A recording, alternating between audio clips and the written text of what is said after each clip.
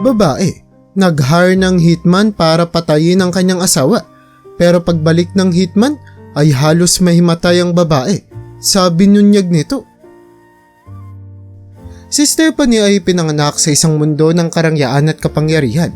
Ang kanyang ina si Isabel ay isang kilalang negosyante na nagmamay-ari ng iba't ibang negosyo sa buong bansa. Ang kanyang ama naman, si Gobernador Antonio, ay isang respetadong politiko na minamahal ng kanilang probinsya. Sa ganitong pamilya, si Stephanie ay lumaki na kaya niyang makuha ang lahat ng kanyang naisin. Mula sa mga magagarang damit, galing sa mga sikat na mga designer, hanggang sa mga mamahaling sasakyan, lahat ay abot kamay niya. Sa edad na 25, si Stephanie ay kilala na sa matataas na lipunan bilang isang it girl. Isa siyang socialite na laging laman ng mga kilalang party at mga charity ball. Palaging nakakabighani ang kanyang itsura. Maladyos ang kagandahan, kutis porselana at mga mata na tila laging nang aakit. Ngunit sa likod ng kanyang karangyaan, si Stephanie ay kilala rin bilang isang mapili at maarte pagdating sa kanyang mga kaibigan. Isang gabi sa isang marangyang pagtitipon na ginanap sa kanilang mansyon, lumapit ang kanyang kaibigang si Angela. "Stephanie, nakita mo na ba ang bagong koleksyon ng Cartier? Ang ganda ng mga alahas nila ngayon," sabi ni Angela habang inahaplos ang kanyang suot na kwintas. Ngumiti si Stephanie at tumingin sa kanyang bodyguard na si Marco na hindi kailanman lumalayo sa kanyang tabi. "Oo, nakita ko na.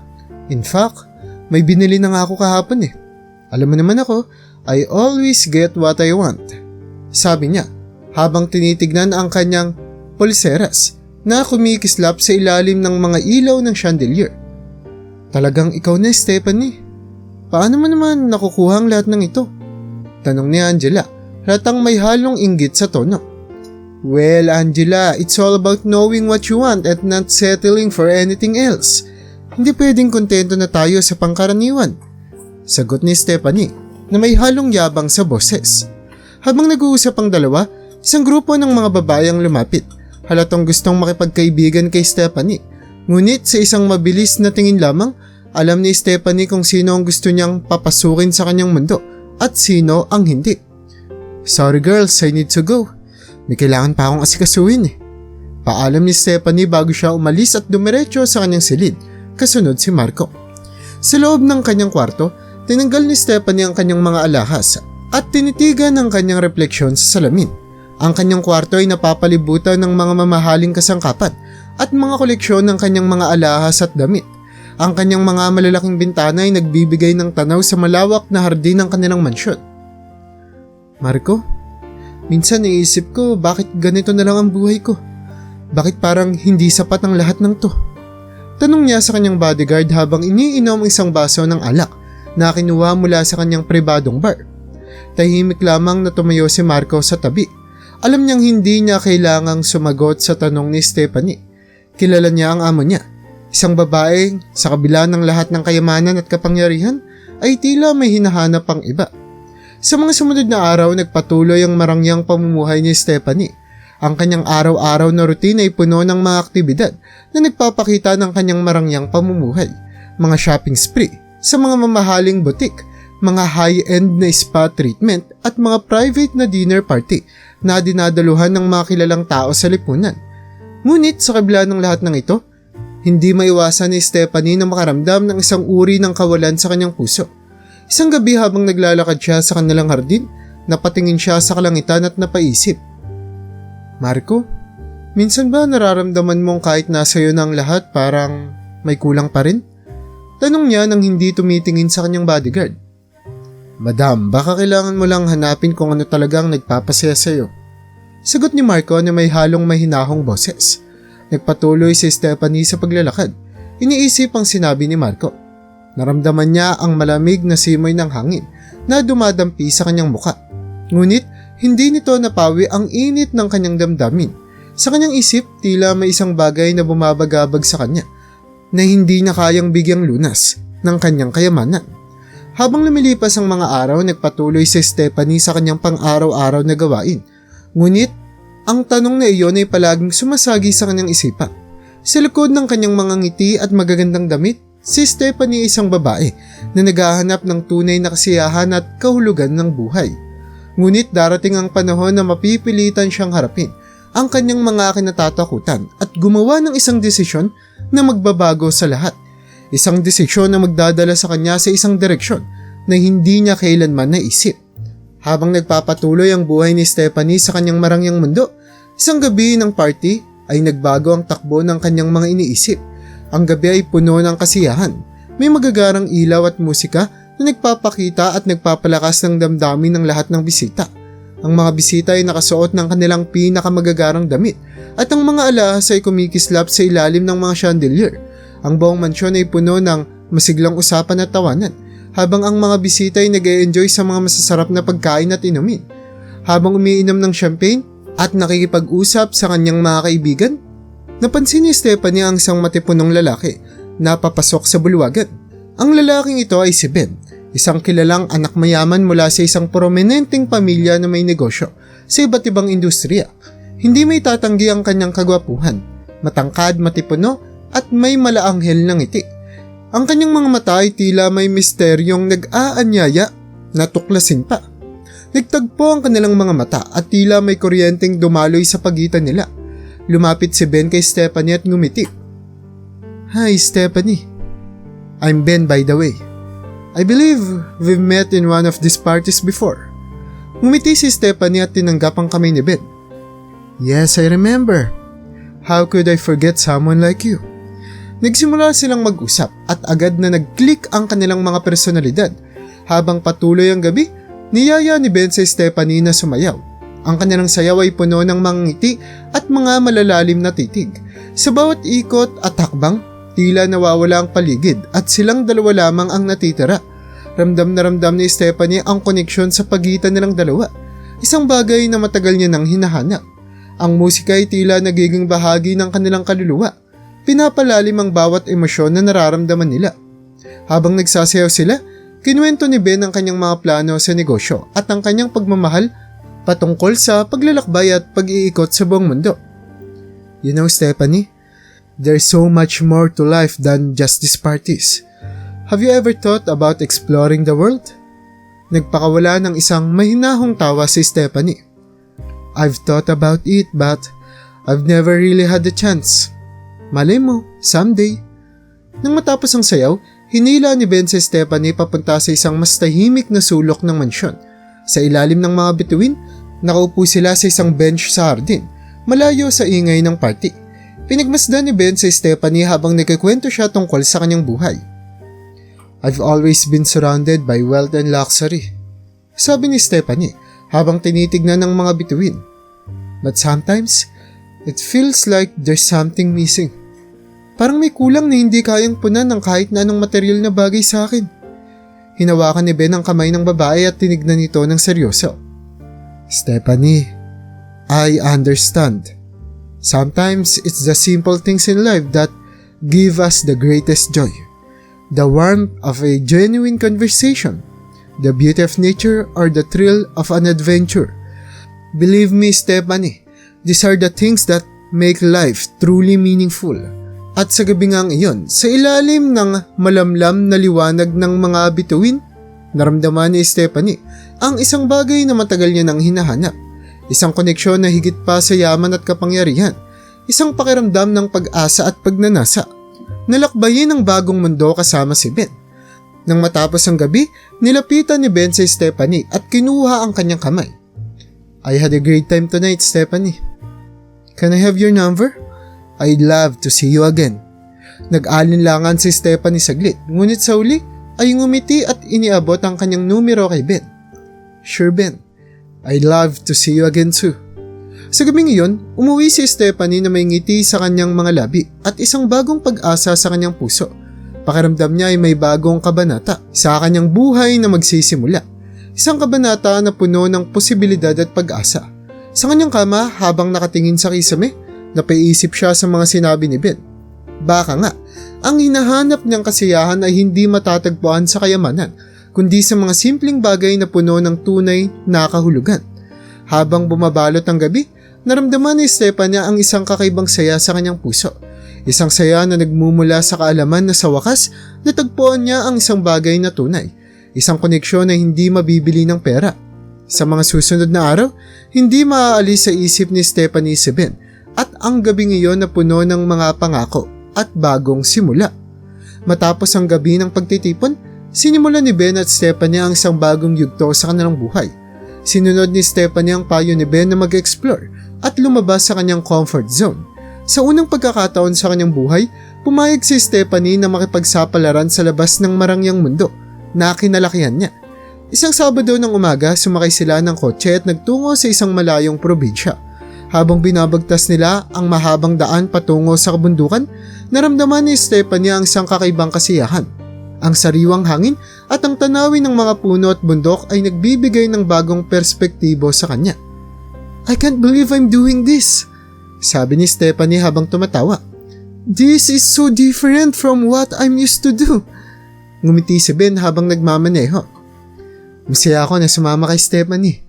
Kasi totoo naman, there's so much more to life than the luxury we're accustomed to. Pagdating nila sa paanan ng bundok, naglakad sila patungo sa taas. Sa bawat hakbang, naramdaman ni Stephanie ang pagod, ngunit may kasamang tuwa. Hindi niya akalain na magagawa niya ito, ang mamundok at makipagsapalaran. Nang marating niya ang tuktok, tumambad sa kanila ang napakagandang tanawin. Tila nahulog ang kanyang puso sa kagandahan ng kalikasan. Ang mga bundok na tila walang hanggan, ang mga puno na tila nakikipag-usap sa hangin, at ang malamig na simoy ng hangin na dumadampi sa kanyang balat. Lahat ng ito ay nagbigay ng kakaibang saya at kapanatagan sa kanyang puso. "It's so beautiful," sabi ni Stephanie habang nakatingin sa malawak na tanawin ng mga bundok at kagubatan. "I've never seen anything like this before." "Just like you," sabi naman ni Ben habang tinitignan si Stephanie. Sa mga sandaling iyon, naramdaman nilang parang walang ibang tao sa mundo, kundi sila lang dalawa lamang. Habang lumilipas ang mga araw, patuloy na namasyal at nag-explore sina Ben at Stephanie. Dumaan sila sa mga ilog, pumasok sa mga kuweba at nagcamping sa ilalim ng mga bituin. Sa bawat lugar na pinupuntahan nila, mas lalo nilang nakilala at na-appreciate ang isa't isa. Naging komportable sila sa presensya ng bawat isa na tila matagal na silang magkaibigan. Isang gabi habang nagka-camping, nakupo sila sa tabi ng isang bonfire. Tahimik nilang pinagmamasdan ng mga bituhin sa langit. Ang paligid ay tahimik. Ang tanging naririnig lamang ay ang paglangit-ngit ng mga sanga ng kahoy at ang malumanay na tunog ng mga kuliglig. "Stephanie, there's something I've been meaning to tell you," sabi ni Ben na may seryosong tono. "Ano yun, Ben?" tanong ni Stephanie habang nakatingin sa lalaki. Nararamdaman ang bigat ng kanyang mga salita. "Stephanie, the truth is, I've fallen for you. I know it's fast but I can't deny what I feel. You're the most amazing person I've ever met," sabi ni Ben habang hinahawakan ng kamay ni Stephanie. Ang kanyang mga mata ay puno ng senseridad at pag-ibig. Tila nagpapahayag ng mga damdaming matagal nang nananahan sa kanyang puso. Napatitig si Stephanie kay Ben. Nararamdaman niya ang senseridad sa mga mata nito.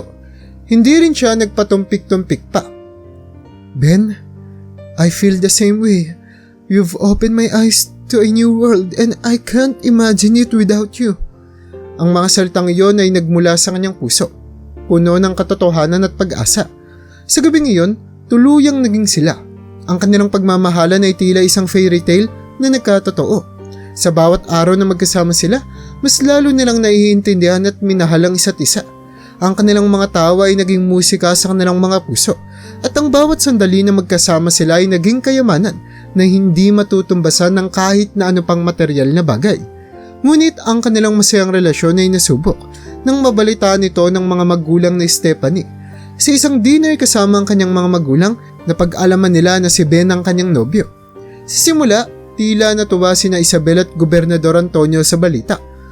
Ngunit nang malaman nila ang tunay na pagkakakilanlan ni Ben, nag-iba ang kanilang reaksyon.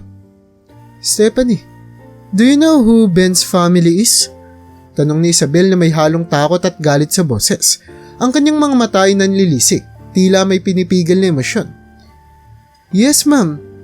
Nagmula din siya sa isang prominenteng pamilya katulad natin," sagot ni Stephanie. Hindi pa alam ang tunay na dahilan ng reaksyon ng kanyang ina. Stephanie, their family is our mortal enemy. Sa negosyo at politika, magkaaway tayo. You can't be with him. Sabi ni Gobernador Antonio na may matinding tono. Ang kanyang mga kamay ay nakatukod sa mesa. Ang kanyang mukha ay puno ng alalahanin. Nabigla si Stephanie sa sinabi ng kanyang ama. Hindi niya alam na ang pamilya ni Ben ay ang kalaban ng kanilang pamilya.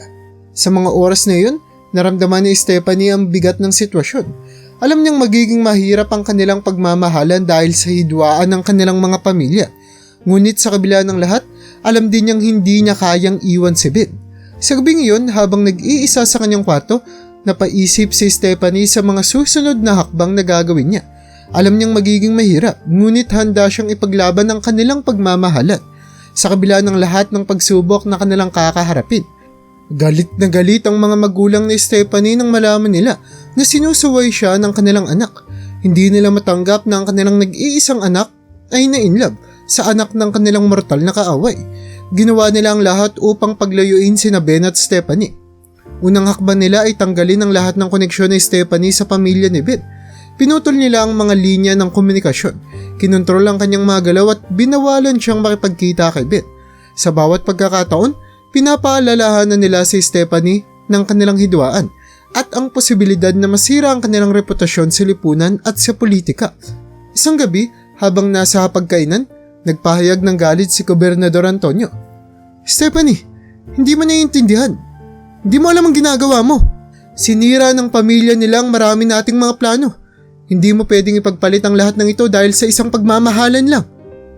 Pero Dad, mahal ko si Ben. Hindi ko kayang magpanggap na hindi siya mahalaga sa akin.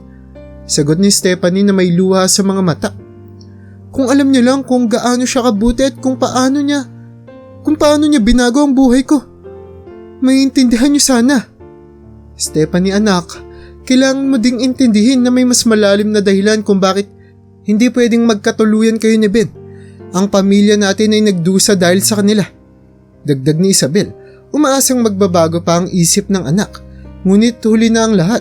Sa kabila ng lahat ng pagtatangka ng kanyang mga magulang, mas lalo lamang tumibay ang pagmamahalan ni Ben at Stephanie. Sa bawat lihim na pagkikita at pag-uusap, mas lalong napagtibay ang kanilang relasyon. Ang kanilang pagmamahalan ay naging isang matibay na sandigan laban sa lahat ng pagsubok. Minsan, habang magkasama sa isang tagong lugar sa bundok, hinawakan ni Ben ang mga kamay ni Stephanie. Di natin pwedeng hayaan sila na paghiwalin tayo, Stephanie. We have to fight for this. Tumango si Stephanie, puno ng determinasyon. I won't let them.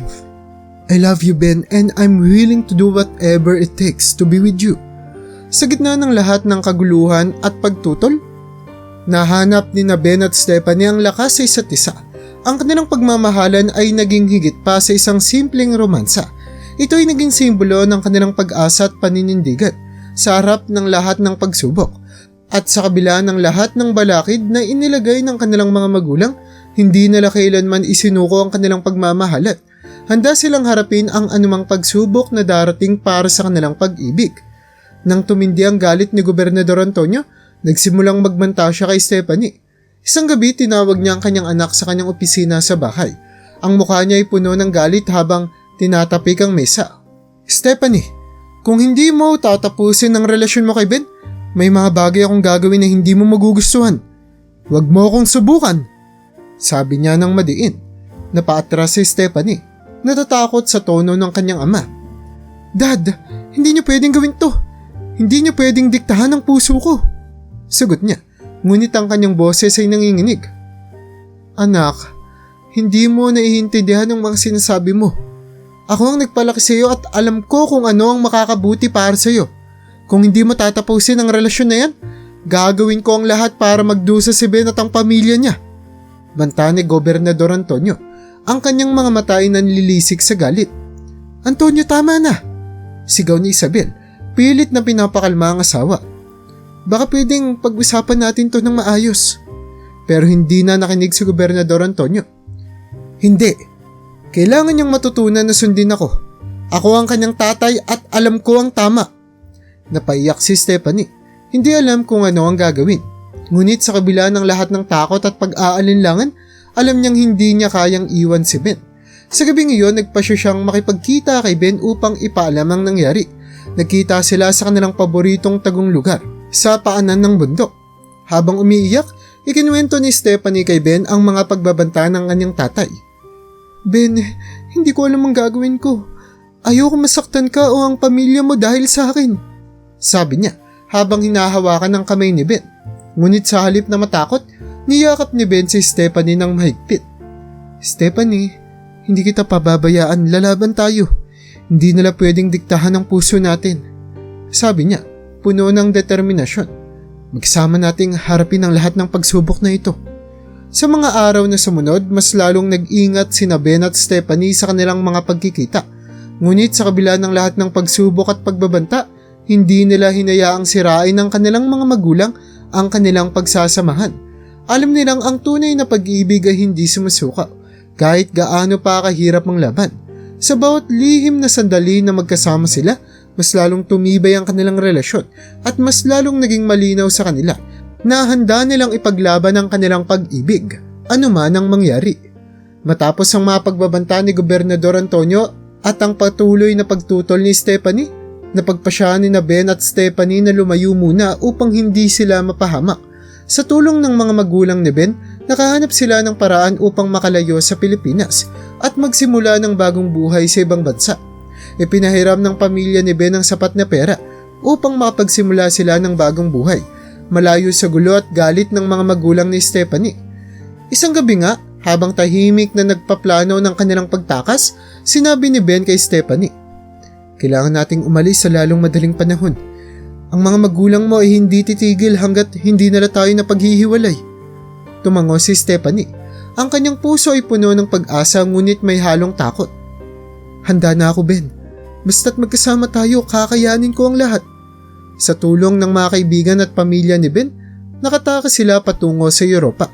Dito sa isang maliit na bayan na malayo sa kanilang nakaraang buhay, nagsimula silang muli. Nakatira sila sa isang simpleng bahay na may mga bintanang matatanaw ang isang malawak na parang at bundok. Sa umaga, gigising sila sa tunog ng mga ibon at sariwang simoy ng hangin. At sa gabi, magkasama nilang pinapanood ang mga bituin. Sa isang maliit na simbahan na malapit sa kanilang tinutuluyan, lihim na pinakasalan ni Ben si Stephanie. Walang engrandeng seremonya, ngunit puno ng pagmamahal ang kanilang mga puso. Ang kanilang mga ngiti ay nagliliwanag sa harap ng Diyos at sa mga piling kaibigan na sumama doon.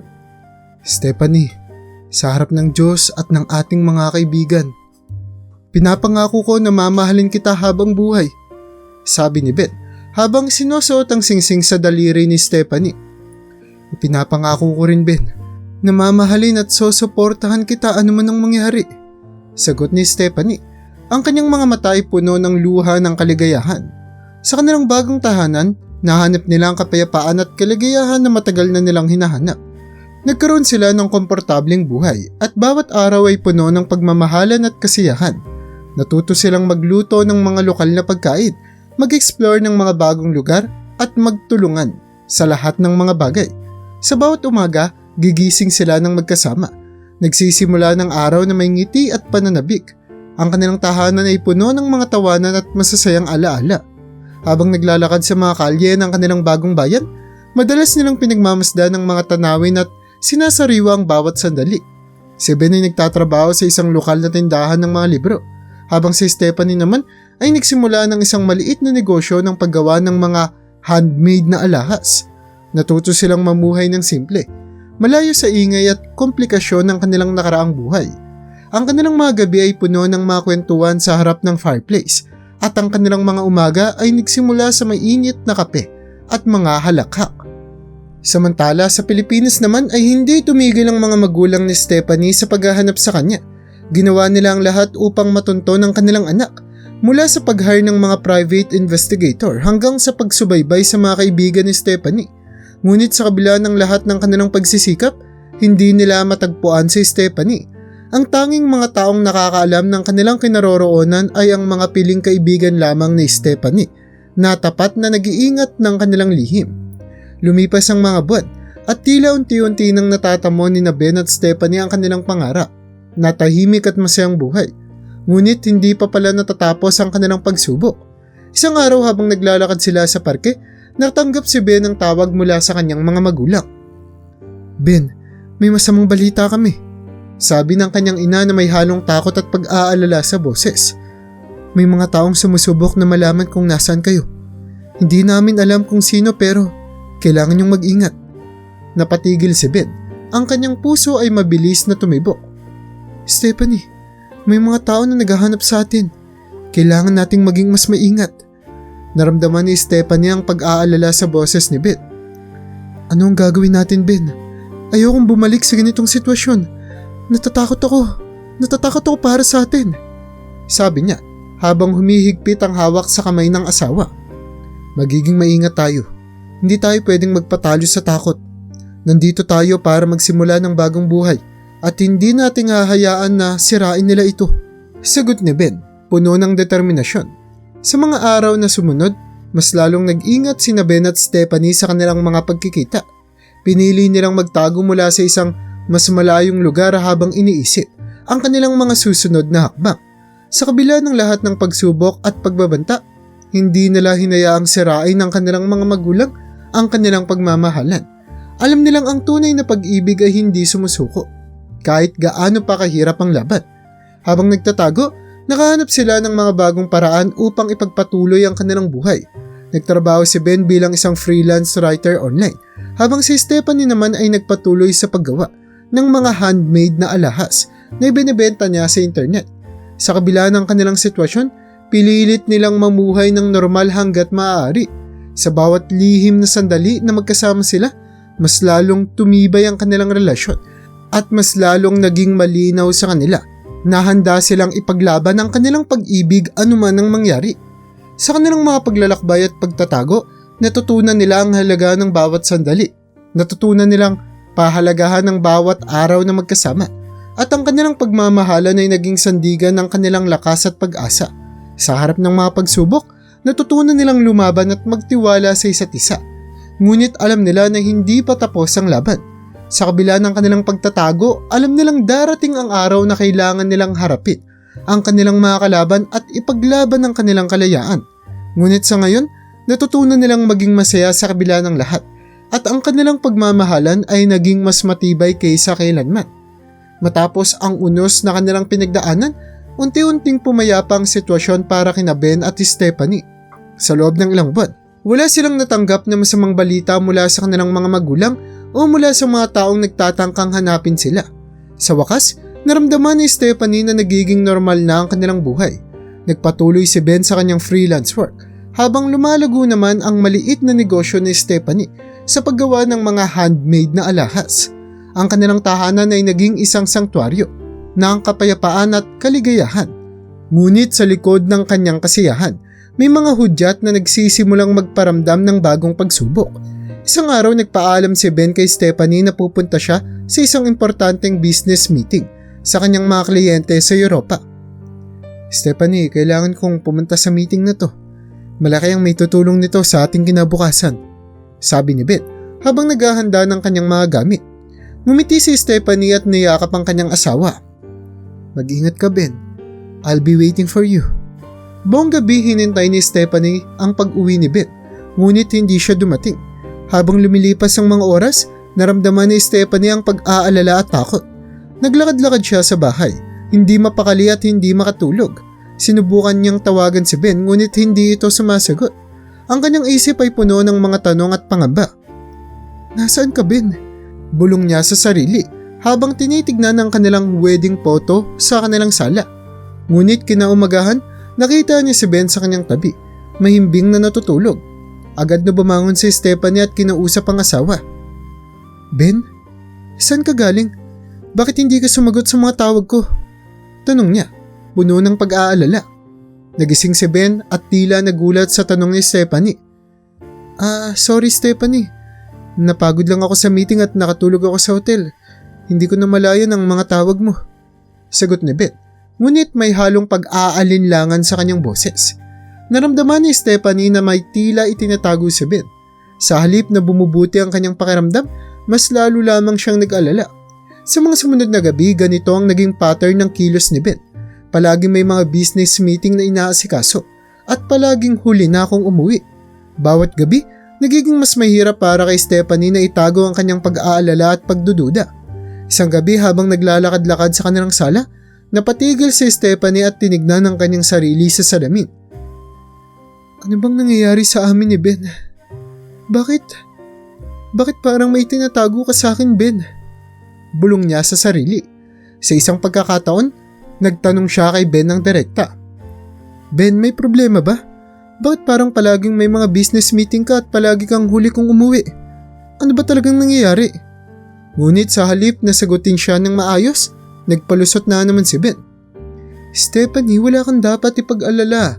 Lahat ng ito ay para sa ating kinabukasan, trust me. Ngunit sa bawat salita ni Ben, mas lalong lumalalim ang pagdududa ni Stephanie. Hindi siya mapakali at tila nawawalan na ng tiwala sa mga sinasabi ng kanyang asawa. Ang kanilang tahanan na dati puno ng pagmamahalan at kapayapaan ay unti-unting nagiging pugad ng pagdududa at takot. Isang gabi habang nag-iisa si Stephanie sa kanilang sala, nagpasya siyang sundan si Ben. Gusto niyang malaman kung totoo at alisin ang mga pagdududa sa kanyang isipan. Habang nakikita niyang palayo si Ben, isang matinding pangamba ang bumalot sa kanyang puso. Kailangan kong malaman ng totoo. Hindi na ako pwedeng magbulag-bulagan. Bulong niya sa sarili habang nag-aayos at nagmamadaling lumabas ng bahay upang sundan ang asawa. Habang sinusundan si Ben, nakaramdam si Stephanie ng matinding kaba. Tila bumalik ang lahat ng takot at pangamba na naramdaman niya noong tinutugis sila ng kanyang mga magulang. Hindi niya lubos maisip na ang pinaka-pinagkakatiwalaan niyang tao ang magdudulot ng ganitong uri ng kalituhan sa kanya. Dahan-dahan siyang naglakad sa likod ni Ben, sinisikap na hindi mapansin. Nakarating si Ben sa isang mamahaling hotel at pumasok sa loob. Pumasok din si Stephanie at nagmasid sa paligid. Nakita niyang sumakay sa elevator si Ben at minarkahan ang numerong pinindot nito. Matapos masigurong wala nang makakakita, sumunod siya at pinindot ang parehong numero. Sa kanyang pagdating sa tamang palapag, nakita niyang pumasok si Ben sa isang kwarto. Lumapit si Stephanie sa pintuan at nakinig. Narinig niyang may mga boses sa loob, ngunit hindi niya lubos na marinig kung ano ang pinag-uusapan. Pagkatapos ng ilang sandali, nagdesisyon siyang bumalik sa kanilang bahay. Pagdating ni Ben kinabukasan, nagkunwari si Stephanie na walang nangyari at patuloy na nagmasid sa mga kilos ng kanyang asawa. Nauubusan na ng pagpipilian si Stephanie. Malaki ang kutob niya na nambababae si Ben kaya naman wala na siyang nagawa kundi ang kontakin ng bodyguard niyang si Marco. Ang hindi alam ng marami, si Marco ay isang hitman ng kanilang pamilya. Binabayaran si Marco ng tatay ni Stephanie para patayin ang kalaban nila sa politika at negosyo. Isang gabi, habang tahimik na nag-iisip, kinuha ni Stephanie ang kanyang telepono at tinawagan si Marco. Marco, huwag mong sasabihin kay Dad pero kailangan kita dito sa Europa. Kailangan kong malaman kung ano ang ginagawa ni Ben tuwing gabi. Sabi ni Stephanie na puno ng pangamba at kaba sa kanyang boses. Stephanie, ano bang plano mo? Gusto mo bang ipapatay siya? Tanong ni Marco na seryoso ang tono. Hindi, Marco. Gusto kong malaman ng totoo. Ayokong may mangyaring masama sa kanya. Sagot ni Stephanie ngunit alam niyang hindi siya sigurado kung paano magre-react si Marco sa sitwasyon. Stephanie, kilala mo ko. Hindi ko may papangako na hindi ko siya mapapatay kung nalaman kong niloloko niya. Pero pupunta ako dyan at aalamin ko ang lahat. Tugon ni Marco bago ibaba ang telepono. Dumating si Marco sa Europa kinabukasan at agad silang nagkita ni Stephanie sa isang maliit na cafe sa kanilang bayan. Habang nagkakape, kinausap ni Stephanie si Marco ng masinsinan. Marco, gusto ko lang malaman ang katotohanan. Hindi ko kayang magpatuloy sa ganitong sitwasyon na puno ng pagdududa. Sabi ni Stephanie habang hinahawakan ang kamay ni Marco. Stephanie, gagawin ko ang lahat para malaman ang totoo pero tandaan mo, hindi ko mapapangako na hindi ako gagawa ng aksyon kung nalaman kong niloloko ka niya. Tugon ni Marco. Seryoso ang boses. Sa gabing iyon, umalis na naman si Ben at sekreto na nga siyang sinundan ni Marco. Nakita niyang pumasok si Ben sa isang mamahaling kasino. Pinanood niya mula sa malayo. Binabantayan ang bawat kilos ni Ben. Ilang oras ang lumipas at lumabas si Ben na may kasamang mga babae. Napahigpit ang hawak ni Marco sa kanyang baril, handang gumalaw anumang oras. Ngunit nagpasya siyang magmasid pa at alamin ang buong kwento bago gumawa ng anumang hakbang. Pagkatapos sa kasino, dumiretso si Ben sa isang bar. Sumunod pa rin si Marco. Pinipilit na huwag mapansin. Sa loob ng bar nakita ni Marco si Ben na nakikipag-usap sa isang misteryosong lalaki. Lumapit siya ng maingat at pinakinggan ang kanilang pag-uusap. "Lahat ng ari-arian ko, gusto kong ibenta sa'yo," sabi ni Ben sa misteryosong lalaki. "Bakit mo ginagawa to, Ben?" tanong ng lalaki. "Gusto kong paligayahin si Stephanie. Gusto kong ipakita sa mga magulang niya na hindi importante sa akin ang mga material na bagay. Mahal ko siya at gagawin ko ang lahat para mapatunayan yun." Tugon ni Ben na puno ng sinseridad. Natigilan si Marco sa narinig niya. Hindi niya akalaing na ganito kalalim ang pagmamahal ni Ben kay Stephanie. Ang kanyang mga kamay na kanina'y nakahawak sa kanyang baril ay unti-unting bumitaw. Hindi niya magawang galawin si Ben matapos marinig ang mga salitang iyon. Habang bumabalik si Marco sa kanilang tinutuluyan, iniisip niya kung paano niya ipapaliwanag kay Stephanie ang lahat ng nalaman niya. Alam niyang hindi pa ito ang tamang oras upang sabihin ang lahat. Ngunit sigurado siya na kailangan niyang protektahan si Ben at si Stephanie sa anumang darating na pagsubok. Kinabukasan nagising si Stephanie na puno ng pag-aalala. Napansin niya si Marco na nakaupo sa sala. Tila malalim ang iniisip. "Marco, andiyan ka na pala. Anong nalaman mo kagabi?" tanong ni Stephanie habang umuupo sa tabi ni Marco. Tumingin si Marco kay Stephanie. Ang kanyang mga mata ay puno ng emosyon. "Stephanie, hindi pa ito ang tamang oras at panahon para malaman mo ang lahat. Pero kailangan mong magtiwala sa akin na ginagawa kong lahat para protektahan ka." Hindi na nagtanong pa si Stephanie ngunit ramdam niya ang bigat ng sitwasyon. Alam niyang may malalim na dahilan kung bakit hindi siya sinasagot ni Marco ng diretso. Ngunit nagdesisyon siyang magtiwala sa kanya.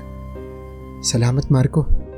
Alam kong ginagawa mo ang lahat para sa akin," sabi ni Stephanie habang niyayakap si Marco. Sa mga sumunod na araw, patuloy na nagmasid si Marco sa mga kilos ni Ben. Sinundan niya ito sa bawat lugar na pinupuntahan. Sinisigurong ligtas ito at walang ginagawang masama. Sa bawat gabi, mas lalo niyang napagtatanto kung gaano kamahal ni Ben si Stephanie. Ngunit alam niyang hindi pa natatapos ang kanilang pagsubok at kailangan niyang manatiling alerto at handa sa anumang darating na panganib. Habang nag-iisa sa kanilang bahay, naramdaman naman ni Stephanie ang bigat ng sitwasyon. Hindi niya alam kung hanggang kailan niya kakayanin ang ganitong sitwasyon. Ngunit alam niyang kailangan niyang malaman ang katotohanan. Ano man ang mangyari, patuloy siyang maghihintay at magtitiwala. Umaasang darating ang araw na muling magbabalik ang kapayapaan at tiwala sa kanilang relasyon. Sa patuloy na pagmamasid ni Marco, unti-unti niyang natuklasan ang katotohanan sa likod ng mga kilos ni Ben. Napansin niya ang mga babaeng kinikita ni Ben ay hindi ibang tao, kundi ang kanyang mga pinsan sa Europa. Ang dahilan kung bakit palaging kasama ni Ben ang mga ito ay dahil inaalok niya ang kanyang mga pinsan na bilhin ng kanyang mga alahas at iba pang ari-arian. Ganito kaseryoso si Ben sa pagmamahal niya kay Stephanie. Gusto niyang ipakita sa mga magulang ni Stephanie na handa siyang isakripisyong lahat ng mga material na bagay para sa kanilang pagmamahalan. Nagtataka si Marco kung bakit hindi na lang diretsong ipaliwanag ni Ben kay Stephanie ang lahat.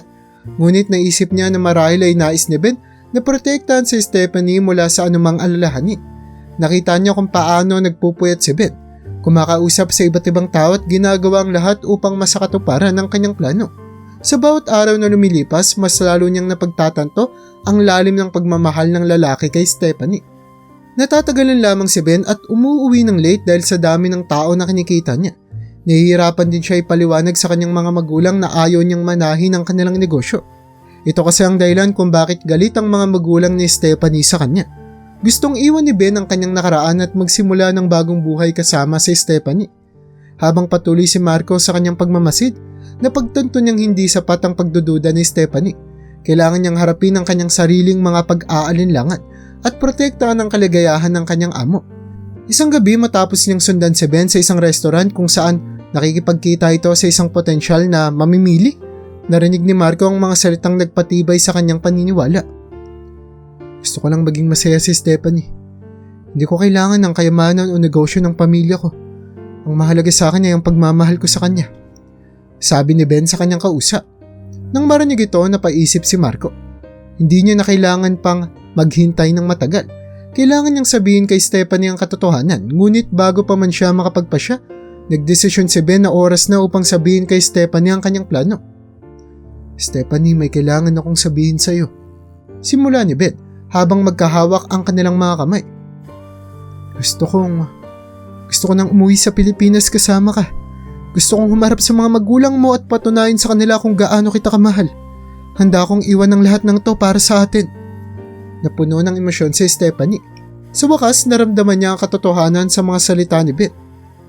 Ben, hindi ko alam ang sasabihin ko. Ang alam ko lang, mahal na mahal kita. Kung ito ang nais mo, susunod ako sa iyo. Sagot ni Stephanie na may luha ng kaligayahan sa kanyang mga mata. Habang naghahanda si Ben at Stephanie sa kanilang pagbabalik sa Pilipinas, alam nilang haharapin nila ang matinding pagsubok mula sa kanilang mga magulang. Ngunit sa kanilang mga puso, puno sila ng pag-asa at pagmamahalan, handang harapin ang anumang pagsubok na darating. Sa tulong ni Marco, tiniyak niyang ligtas silang makakauwi at handa silang magsimula ng bagong kabanata sa kanilang buhay. Pagdating sa Pilipinas, agad nilang hinarap ang mga magulang ni Stephanie. Sa una ay hindi magandang naging reaksyon ni Gobernador Antonio at Isabel. Bakit kayo bumalik? Hindi ko matanggap na kasama pa rin ang lalaking yan. Galit na sabi ni Gobernador Antonio. Ngunit bago pa man lumala ang sitwasyon, humakbang si Ben at nagsalita. Gobernador, Senyora, nandito ako hindi para magdulot ng problema. Nandito po ako para ipakita sa inyo kung gaano ko kamahal si Stephanie. Handa ko pong isakripisyo ang lahat, pati na ang negosyo ng aking pamilya, para patunayan ang pagmamahal ko sa kanya. Nagulat ang mga magulang ni Stephanie sa mga salitang iyon. Hindi nila inaasahan ng ganitong klaseng dedikasyon mula kay Ben. Anong ibig mong sabihin, Ben? Tanong ni Isabel na may halong pagdududa at interes.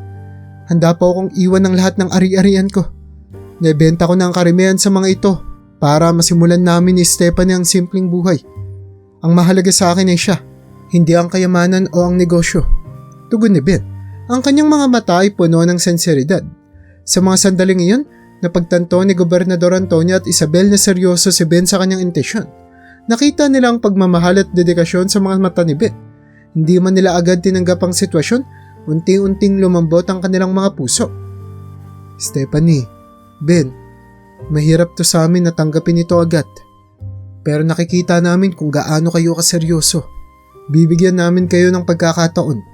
Sabi ni Gobernador Antonio na may halong pag-aalinlangan ngunit puno ng pag-asa. Naging maayos ang mga sumunod na araw kina Ben at Stephanie. Unti-unti, natanggap ng mga magulang ni Stephanie ang kanilang relasyon. Nakita nila kung paano nagbago si Ben at kung gaano kalalim ang pagmamahalan nila ni Stephanie. Sa wakas, nagkaroon ng kapayapaan sa kanilang pamilya. Isang gabi habang magkasama sina Ben at Stephanie sa kanilang bagong tahanan sa Pilipinas, pinagmasdan nila ang bituin sa langit. Stephanie, nagawa nating harapin ang lahat ng pagsubok. Nandito tayo ngayon, mas matibay at mas maligaya. Sabi ni Ben habang yakap-yakap si Stephanie. Oo Ben, at alam kong sa bawat hamon na darating, magkasama natin tong haharapin. Mahal na mahal kita.